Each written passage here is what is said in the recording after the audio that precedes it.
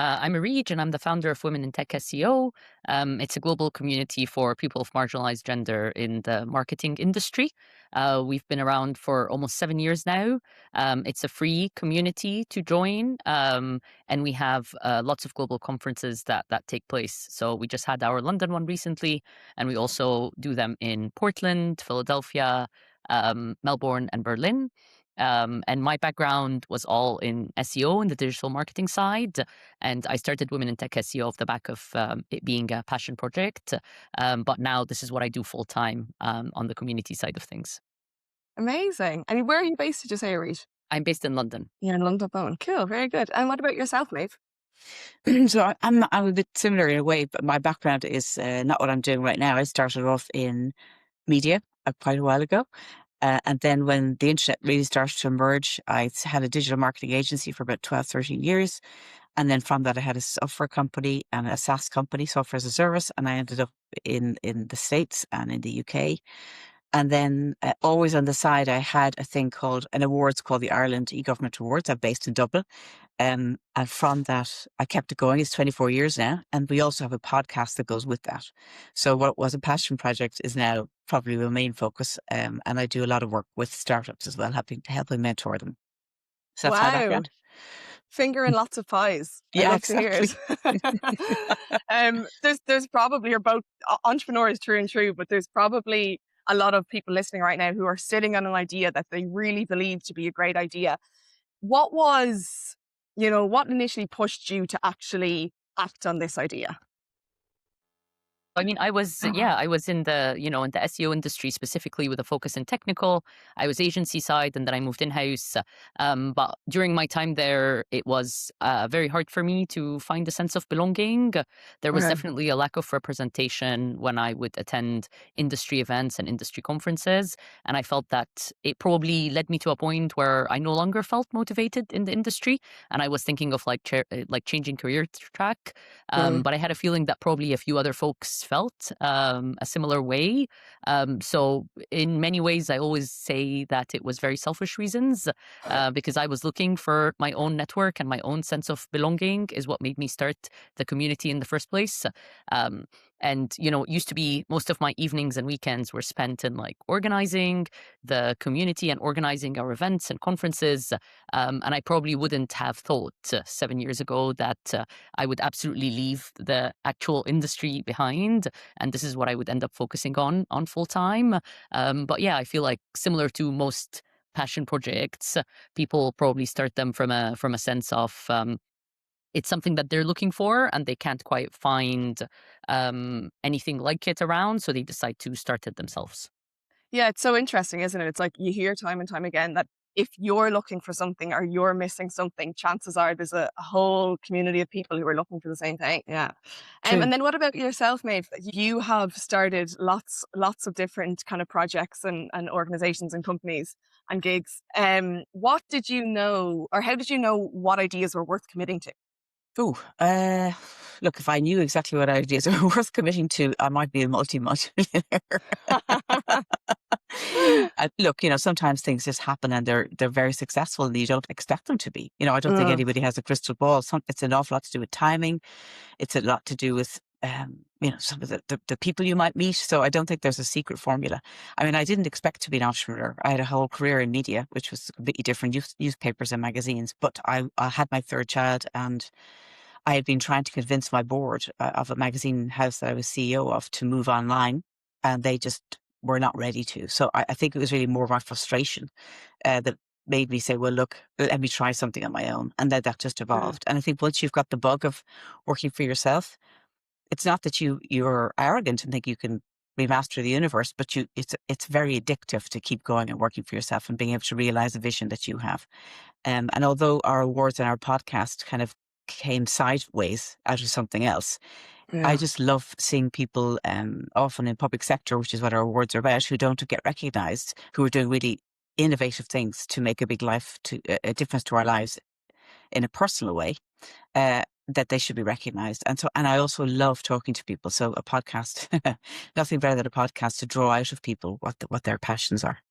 Wow. And I'm interested, do you have any examples of maybe some of the awardees that kind of stick out in your mind? Oh gosh, there's just so many. I mean, Yeah. on a very practical level, Ireland probably, which is where I'm from, led in things like doing all of your taxes online. I mean, we're very far ahead in that. And I think if you think about what's the value of having a very good online government, it's very good for democracy because of its transparency. So, and that's really important, and I'm very passionate about that, particularly in the environments we're in now. And the other part is it's really good for business because if people can do business with government online, everything moves faster. And if we're a place where it's good to do business, guess what? We attract really talented people who also want to do business. So there's a whole ecosystem that goes on that, although public sector and online government doesn't strike people as being the foundation of good business, it is actually, because it attracts a lot of entrepreneurs to want to set up if it's easy to do business in our country. So that's a long way of explaining. There's lots of things happening, but it's Right. really about enabling people to do business with government online. Okay. Wow. Okay. And Areej, I suppose you've kind of already alluded to it, but you very much have in your answer. But what was the core kind of passion or problem maybe you were trying to solve? Could you go into that a little bit more? You've talked about it, but at the infancy of your business. Yeah, I do think it was a lack of. I remember specifically attending industry conferences and events, and firstly, just being very, very overwhelmed, like not Mm. knowing who to talk to or how to dive into any form of like networking or so on. There always felt like there was a sense of exclusivity around some of the groups that existed, where, for example, you couldn't join a group unless you were already a public speaker. But then it was like, well, how would you become a public speaker without actually being mentored or in those circles in the first place? And specifically with the technical SEO track, I mean, I come from an engineering background, so I studied computer engineering. I remember all the panels and the talks. Just having like one very obvious demographic of who was speaking in those, and there was a lack of diversity. Mm. And there was a conference I attended maybe 2-3 years in my career where one of the speakers was she was a very, very technical female speaker, and I just remember being like, that was the first time I was like, I'm gonna get on that stage next time. And I went back and I like filled the whole pitch form, and it was my first public speaking off the back of that. And so the power that that can have, like just seeing just any form of representation, and how it can encourage people to then stand up, take stages, have that presence. I knew that because it was lacking for myself, it was probably lacking for many other people. So yeah, there was a lot of how things made me feel, and then being able to relate in that way with others as well, and create a space for all of us to to support one another. One of our most popular initiatives is our mentorship program. And I remember the way that grew is a lot of the folks that we were asking constantly, a lot of them had male mentors.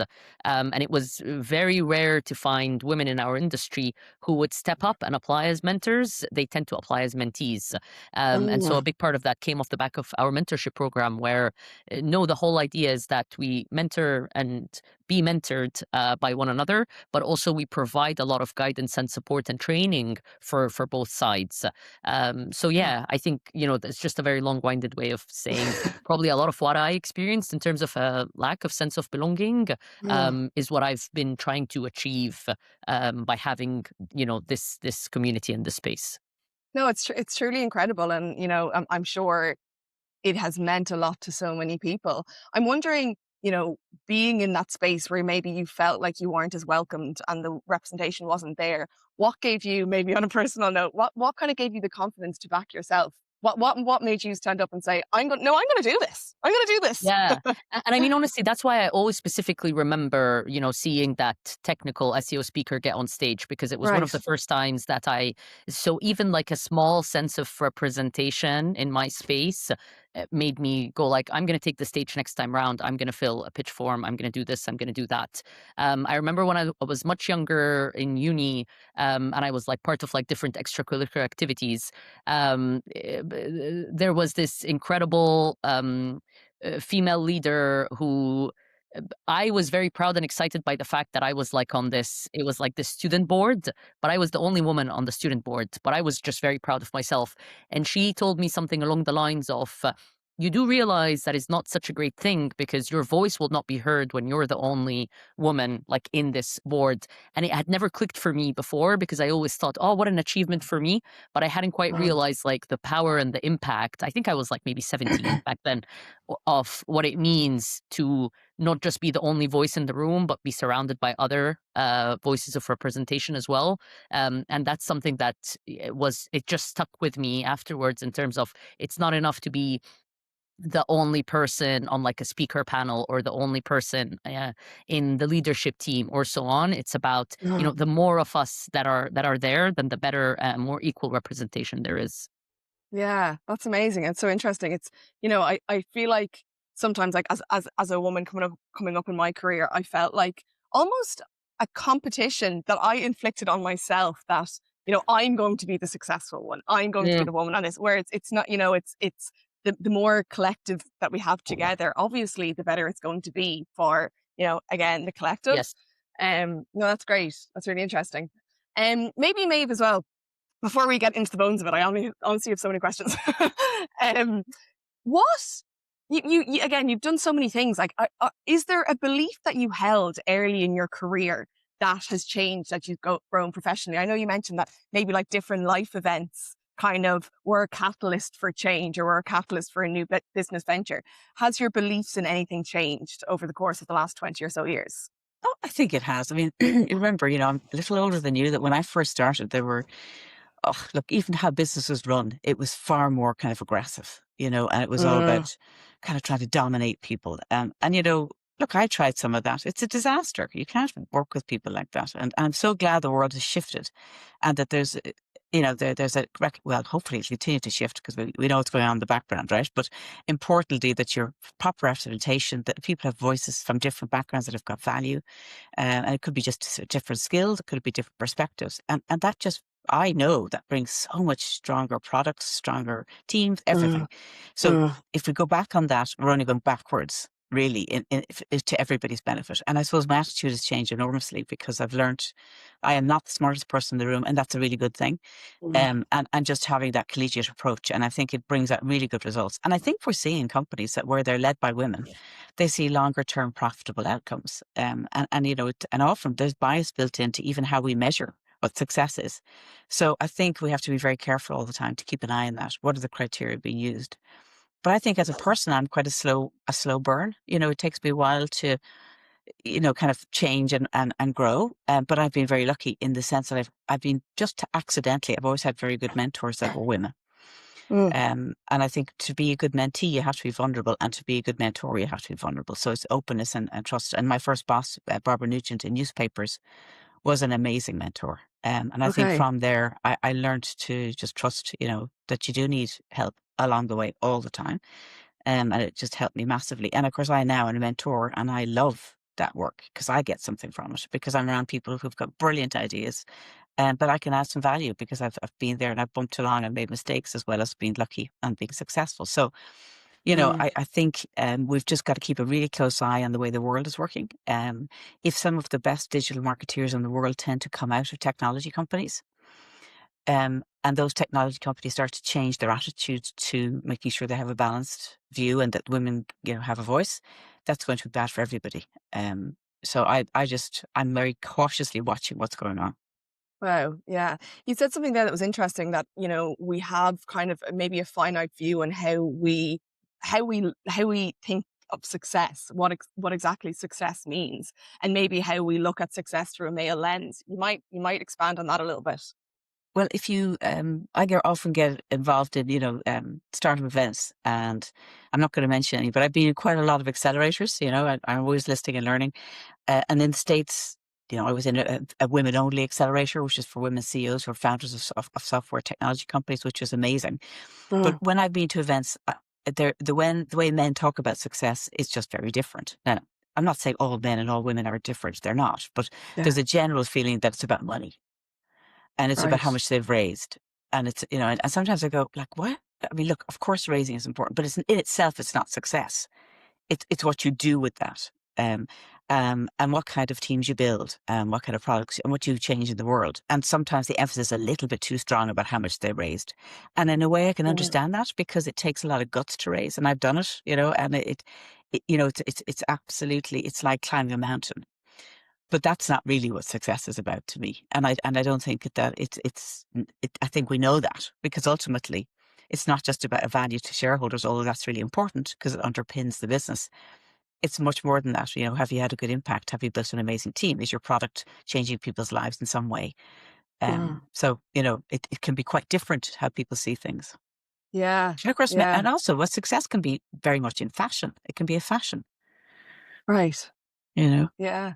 It's funny, isn't it? I feel like if it would almost be an exercise for everyone to list what actual success means to them, because you can get, as you said, you can get so bogged down in the figures and what you think success is, but in actual fact, the meaning of success is so different to each individual, and that should hold as much weight, really, shouldn't it?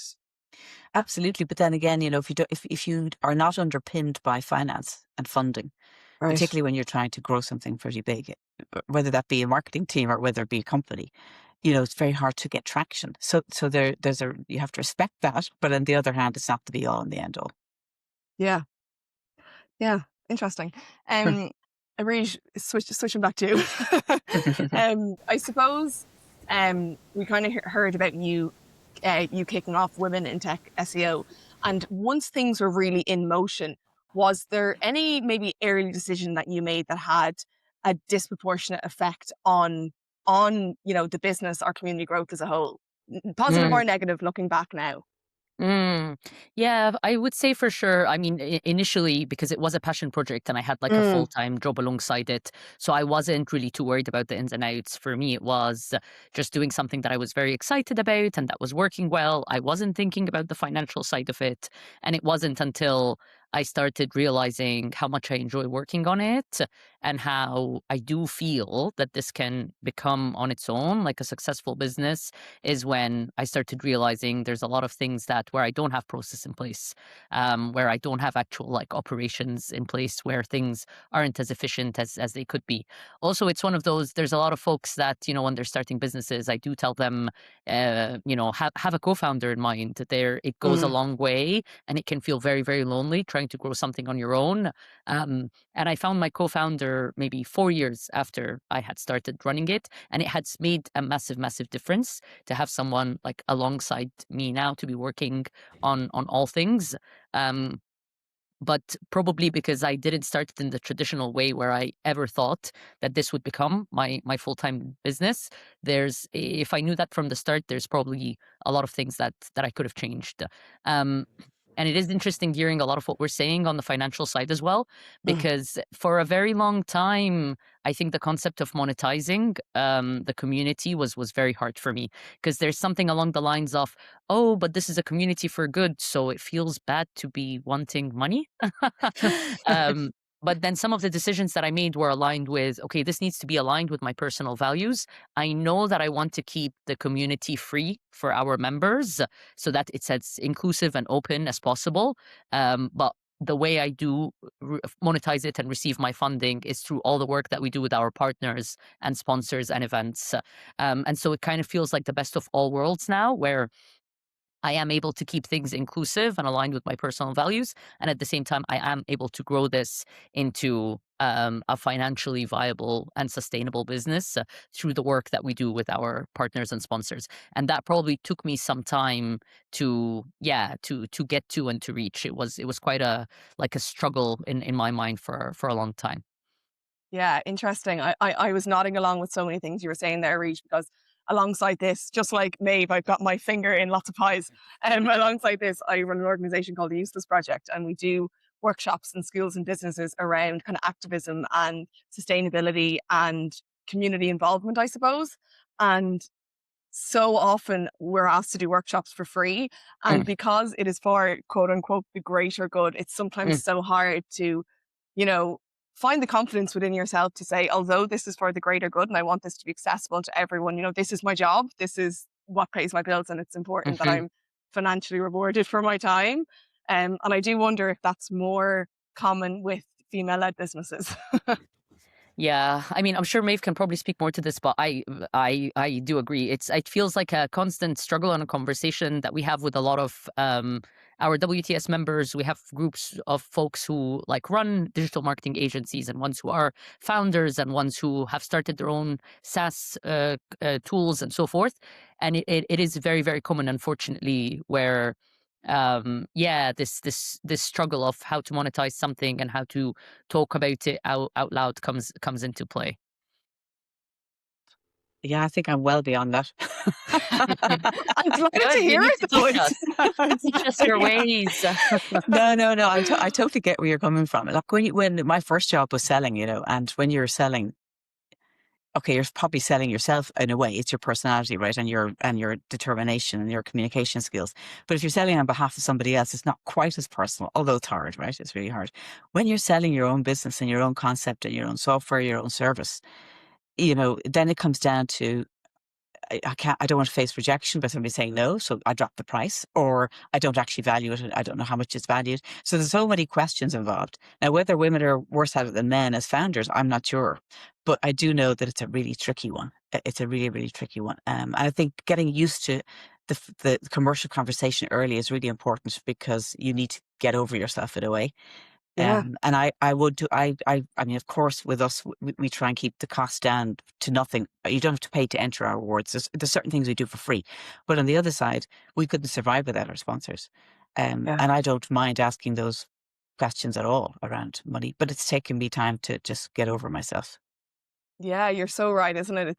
It is a part of it is just getting over it. It's like if you face rejection, if somebody rolls their eyes, you have to just put up your hands and say, if I'm not for you, then move on to the next person. But this is it. Absolutely. And don't spend time trying to convince somebody who's already made up their mind about you. Get out. There's Yeah. loads of other opportunities out there. And like when you're trying to raise money for funding or growing a company, you have to move really fast, and you're going to get lots of people who say no. And it's not that you don't feel it, but you begin to say, well, look, I'm going to find my match. For every pot Mm, there's a lid, and you just keep going. yeah. No, brilliant. And I suppose maybe it is financial, Areej, is the answer to this question. But is there one thing that maybe people underestimate about scaling a community from the ground like yours? Yeah, I mean, I think probably there's a lot of fixation initially about like quantity of members and and I feel like that's probably the wrong way to look around it. There are communities like, yes, sure, we've reached now we have a little over 12,000 members. We have over 60,000 followers.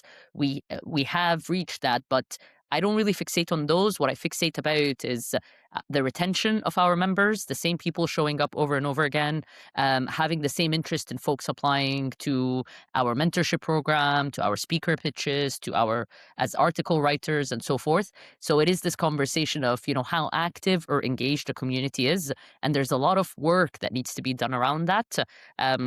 I think, community marketing is one of those fields that's growing more and more, especially with how fragmented so many channels are at the minute. And people really need to focus on the quality and the engagement of the conversations that are happening within their community, because it is very easy for folks to join 5 or 10 communities Mm, and then just leave them, like never engage with them, right. never keep coming back to them. So it is this question of, like, as community builders, what can we do to ensure that our members are getting a lot of value off the back of it, that it's not even something that it's just like checking one's email. They check the community like on almost a daily basis, because they want to know what's happening. They want to answer questions. They want to ask questions, and so on. So yeah, I feel like what tends to happen then with the focus on growing it on a business level and on a financial level is it's very hard to. I have to always keep reminding myself that there is no community without its members, and I need to ensure that I'm still involved and focused on retaining our members and keeping them engaged. Because even if I get all the sponsors in the world, like, they will leave us tomorrow if our members are no longer engaged.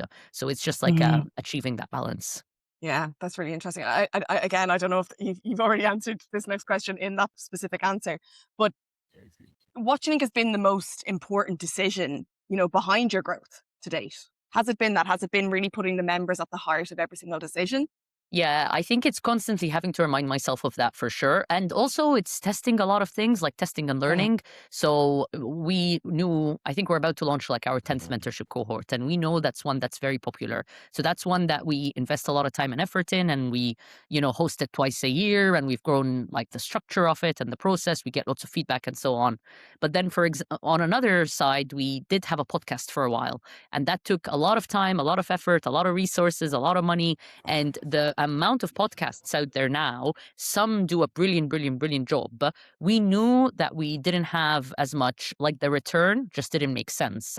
And so, we tried it for a few years and then we dropped it. And I was happy to drop it because maybe we'll revive it again someday. But for now, it just didn't make sense for us because as a channel to get new members or retain our members or so on. So I do think it's about, trying different things and seeing what works and doesn't work, and being open about that. I am very transparent and vulnerable with my members always in terms of what's working and what's not working, and being really open to their feedback, and making sure that everyone feels that they have a role. I mean, it is their community at the end of the day.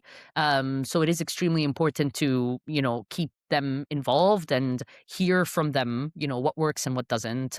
And the same have happened with some of our conference locations, for example. Trying a location that we then feel we weren't able to attract the same number of ticket sales or exhibitors, or that potentially were cannibalizing another location. So yeah, I think just being fluid and able to kind of make those changes based on what's going well and what's not going so well.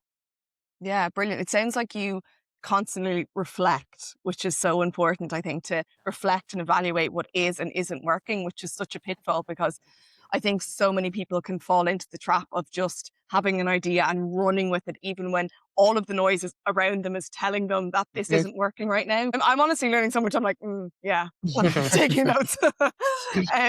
Maeve, you've, had a front row seat to scaling across so many different markets. What repeatable patterns do you see in companies that succeed versus companies that struggle to scale? Are there repeatable decisions kind of along the way? Yeah, I think an awful lot comes down to the team and the mix of the skills within the team, and of course the idea. But sometimes the idea often can be secondary, and it's reflected often in what people decide to invest in, because that's an indication of what they have learned from their own experience. And it nearly always comes down to the team, because if you've a really strong team and a good leadership, they are able to listen to the feedback they get early on and pivot if it needs to be, or just adapt what they think. We often think what's really important to us is the answer, but actually it's not. And you have to listen to your audience, which really goes back to what you were just saying, actually, is that you have to hear what your audience is saying to you and respond to that. So I think it is team. I suppose the other thing is that, having a really good structure framework to work to helps massively, because if you know I'm experimenting, if you know I've got KPIs in this experiment to see if it works, then it doesn't just drag on. You're making decisions, you're flowing, you're constantly trying new things. And rather than just let that be accidental, I think that kind of brain side of the brain that's much more engineering focused, which is hypothesis test, see what happens.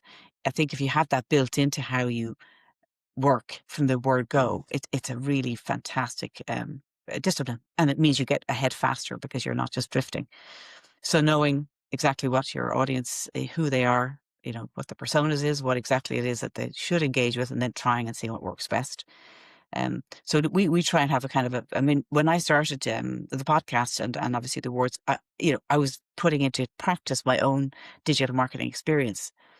And because I wasn't trying to build and master the universe, it kind of evolved, and it was a much more enjoyable process, but all the time trying to see what was working. And we had this idea from the beginning that we had to create a pincer movement where we were everywhere in a way, even though our audience is quite narrow. They felt we were everywhere. So we had to identify where they were. So LinkedIn is incredibly important to us. Email is still really important to us. And now what I'm a bit obsessed about now is making sure that we're coming up in Gen AI results for access to information and knowledge, because that's what we're all about. So, those things, you're constantly evolving. Right. And when we're doing the podcast, are we still valuable? Like, are our interviews good? Is the subject good enough? Because if you don't, you start losing people. So it's all around watching, knowing what you're doing, testing, seeing if it works. If it isn't, trying to figure out, is it something I could tweak, or is it just drop it and move on? And the other thing I would always find is very good for me, and maybe it's my personality, is I'd like to have advisors. I'd like to have people who will I sit down with maybe once every 6 weeks, who are not working in the business, but I know they have expertise, and they're not on my board, so I don't have to worry about them. They're just advisors. And I say, what do you think of this? Am I doing that right? Don't be afraid to be negative. And that kind of keeps me on the straight and narrow. And I like to be able to work to that. So I know I'm going to get their feedback. Wow, yeah. And following on from that, what do you think people, or even your experience yourself or companies that you've worked with or founders, what do you think people maybe think matters more than it actually does as the company transpires? I think being right. Fair. Oh yeah, I'm absolutely, I know what I'm doing. Look, we don't know what we're doing. Like, it's all evolution. You might have a kernel of a really good idea, but then between a thought and execution is a very big gap. So, I think we're actually talking about that. What's the execution like? How far am I going? Have I asked the right questions? Am I getting the feedback? So, being vulnerable enough to know that you're, sometimes it's really hard to say this idea of mine's not working, no matter how I tweak it. But life is short, so you move on and do something else. So it's I certainly did not expect the awards and our podcast to be such a satisfying and successful within itself endeavor. And I would have had to put far more of my emotions into other things I've done, but they were not the right thing, the right time necessarily. Yeah. So it's important to know that you're listening and you're evolving. Yeah, that's so interesting. And the statement you said about, ideas sometimes being secondary, it's so true. We have to put ourselves at the center, really. The ideas came from us. So, we are the talent, we are the idea, and if something isn't working, to pivot, which kind of speaks to what both of you are saying. And one theme that is coming up for both yourself, Maeve, and Areej, time and time again is, stories of people being at the center. A lot of marketers feel like they have to do everything alone, but both of you work really, really closely with communities. How important have these communities been to your growth as entrepreneurs? I mean, for me, communities have been the reason every business I've ever done has been successful or otherwise. Because, if let's say you're entering a new market, and you do your research, and your research tells you these are the channels I'm going to use to reach this audience because that's where they are. But you can accelerate all of that by having a really strong network. And when we entered the US market, what we did was we started off with baby steps by identifying people that we needed to meet through LinkedIn, and then either trying to get an intro from somebody who was connected to them, or just actually going to them directly. But that may sound like, oh my God, that's really slow. But actually, it's the beginning of your steps towards something bigger. And it's super relevant to you, Areej, considering community is at the soul of everything you do, by the sounds of it. Yeah, absolutely. And I would say, I moved to the UK from Egypt back in 2013. I did a 1-year master's degree, and then I started working in the SEO industry. And probably one of my first communities was the folks that I worked with in the very, very small agencies that I was in. They were like my first friends in the UK in many ways. I moved here, I didn't really know anyone, and they were like the first friends I made. And up till this day, and this is, I don't know, 13 years later or so on, they are still very much part of my community. Our designer in that agency is the one who designed our WTS brand guidelines. One of our project managers to this day, she's a wonderful wedding photographer, and she photographs every single one of our events at the Barbican. One of the PR folks was one of the first people to help me outreach to our sponsors. And our brilliant head of content is actually my head of content now at WTS. So there is something so beautiful about, it's almost like this full circle that happens. But yeah, those are folks that, 14 years ago or so on, they were the first people I ever worked with in this very, very small agency, but they were my very first community, and how involved so many of them continued to be in like the trajectory of my career. Wow, that's incredible. Yeah, holding on. Yeah, that's amazing. I suppose maybe... No, sorry, I was just going to say that we're like twins, because there's so many people that are my connections. Like my advisors are people I worked with when I first worked in magazines way back. Yeah. And then the person who does all of the amazing event management for me, I met her probably 15 years ago, and she Oh, went I off to love another that. career. And now Yeah. I found out that she was back doing what I wanted her to do with me again. So we've known each other forever. And there's nothing better than that, because it's very hard to find people with talent and integrity, and that's what you need. Yeah, And absolutely. willingness to learn, right? Yeah, and it's folks who know you inside out and know, so you feel very aligned from like a values perspective as well. And it's such a natural fit and it makes it so easy to work with one another. Yes, absolutely, absolutely. But then again, when I went to Silicon Valley, I knew hardly anybody, but I did have a Yeah. few contacts, and they were amazing. I mean, they made Mm, intros to me. They made, I would never have got anywhere if I didn't. Well, I did work hard at making sure I worked the network, but at the same time, people's generosity is what we relied on, because they introduced us to all our potential customers. So, it's where you start. I mean, marketing is, of course, at scale, not about one-to-one relationships, really, although we may mask it with technology that it is. mm, But ultimately, you have to start being close enough to your audience to know mm. that what you have is of value. And there's no way, it's very hard to do that without actually being close to them, literally. Yeah. It's kind of the basis. Yeah. And I suppose honing in on community even more, I know, Maeve, you chatted a bit about mentorship and Areej, I feel like, again, it's a huge part of everything that you do. But maybe for somebody listening who doesn't quite have that community around them yet and really would love a mentor, where would you even start at trying to find someone where you can share your ideas to and maybe seek help and mentorship? Uh, I'll only speak from my own experience, but I think you know the way you meet people, at events, or you meet people through a colleague. We meet lots of people, right? If we're out and about, and I would say networking is really important. Just meeting people face to face and being at events. But then you don't. You might just spot somebody and think that person has got knowledge, or I like the way they operate, and I would really like to be able to tap into that. I don't then go and say, will you be my mentor?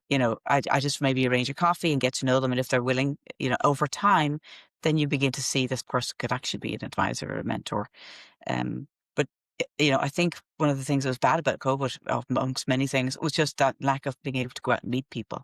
It's very hard to develop relationships without actually meeting people. Um, and then, you might meet somebody who might in fact say, who else you should meet. And that's a willingness to take advantage of that introduction, do something with it and follow it through. But I think knowing that those mentors are important or advisors are important, you already set yourself up, Mm. because you're going to go and find them. It'll just happen. But if you don't think you need anyone, well, you won't need anybody. Mm. Yeah.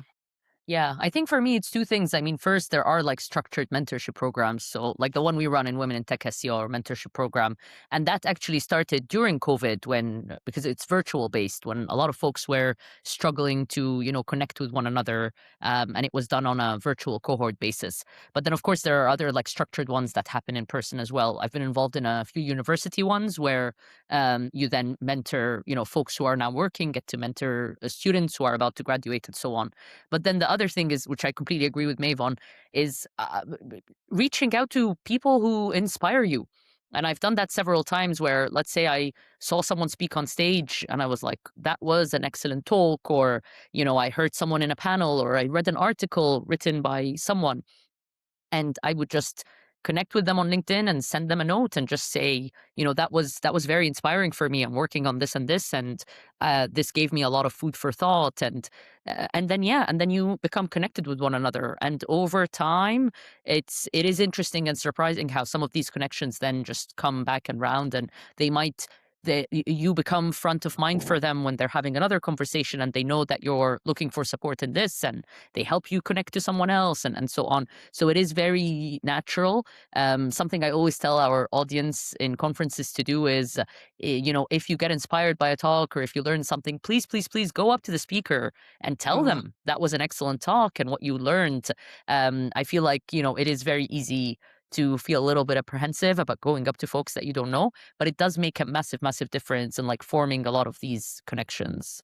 Absolutely. When you go to so many conferences, I mean, I'm not particularly shy, but going up to somebody at the having inspired me, a speaker, I just have to steel myself, even if I'm in a queue, and say it's worth it. Because Mm. remember, they're open at that event as well, and they're not going to say no.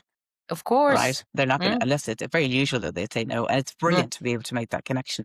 And I completely agree with you.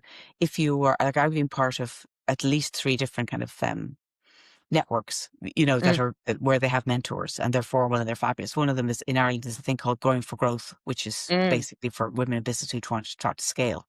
And then in California, I was in part of Plug and Play, mm, which is a huge big accelerator, and then the Women's Startup Lab. And through all of those, you get assigned a mentor, but as well mm. as that, you're in a huge network where there'd be somebody who's not supposed to be a mentor, but you end up having a connection with them, and they can really make acceleration for you because they know so many people. So it's such a great thing to do and have at your fingertips. Wow. Yeah, it really is people, isn't it? It's so funny. It's even, even as everything turns more and more digital and, the opportunities that come with that, both of you keep speaking of the importance of, meeting people face to face and Mm. making that impression and making those connections.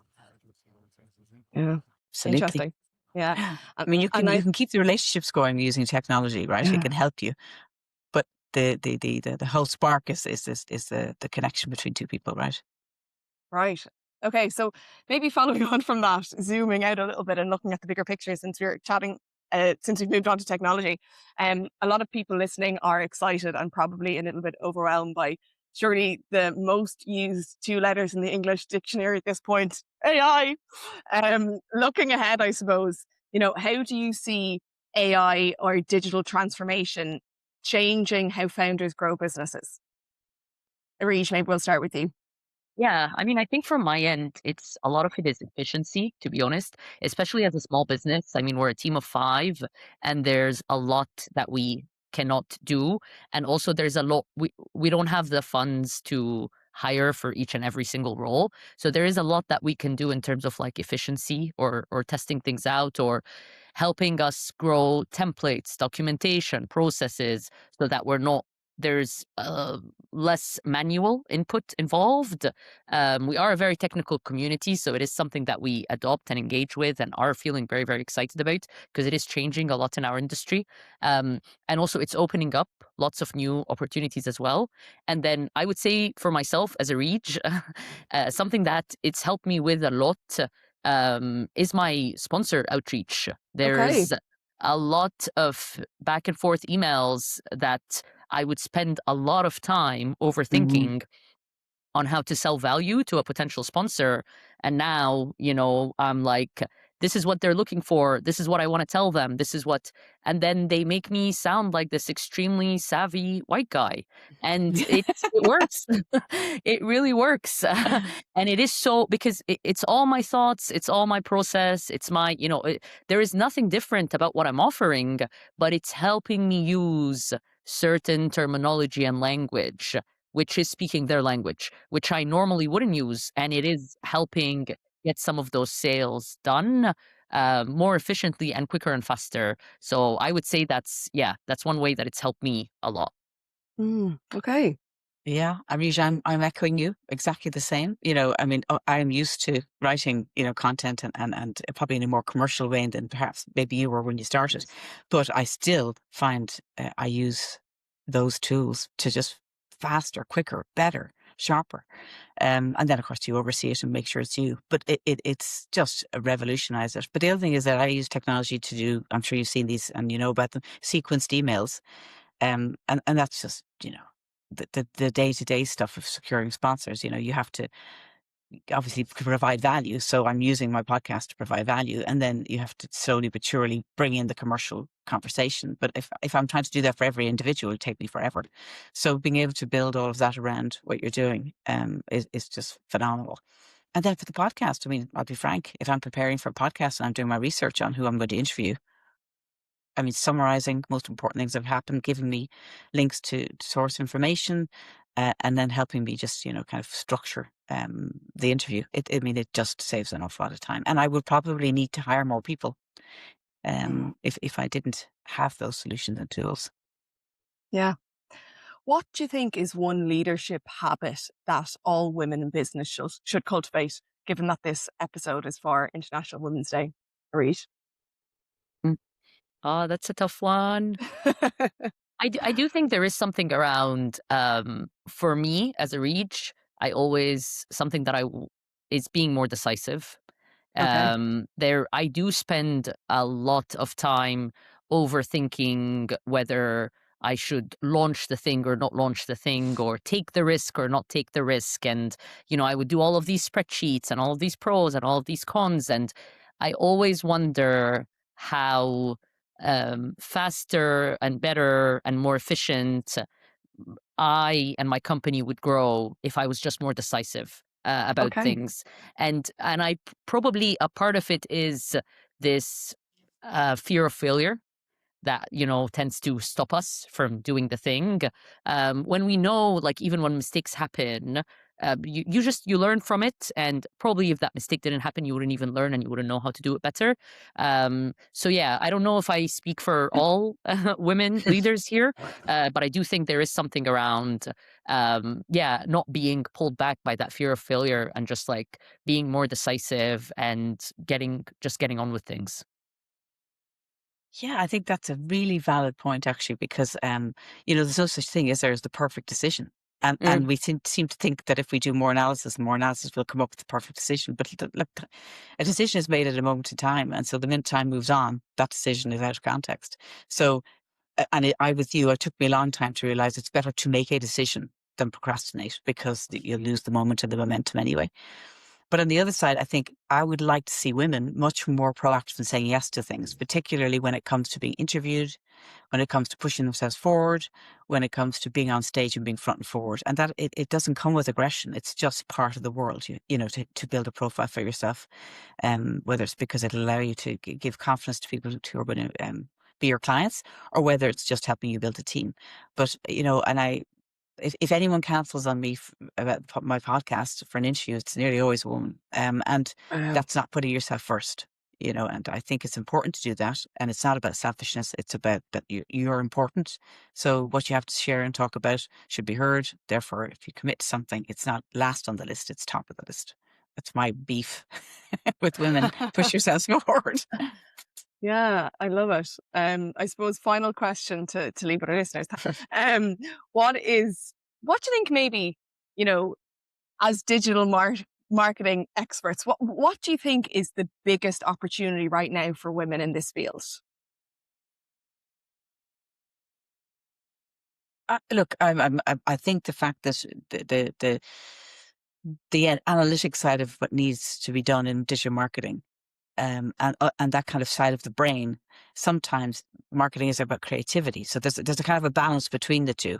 And I think because of the new technology, the kind of analytic side is kind of taken precedence, but there's that balance, okay, between the two. But I think the fact that there is the tools now to analyze data for you is hugely beneficial. And I think I'm using it more and more to do my analysis for me, where I used to have to trug through. I don't care how good technology was, it wasn't bringing you to where you needed to be, whereas Gen AI does, in terms of really good analysis. So I would say work on that and take advantage of that. There's huge opportunities in it, because you're able to finally analyze the insights really quickly, rather than being down stuck in a spreadsheet, trying to Yeah. bring some sort of rationale and correlations between different things that are happening within your marketing mix. Yeah, I think with just how new everything is, it's kind of like anyone's world at the minute.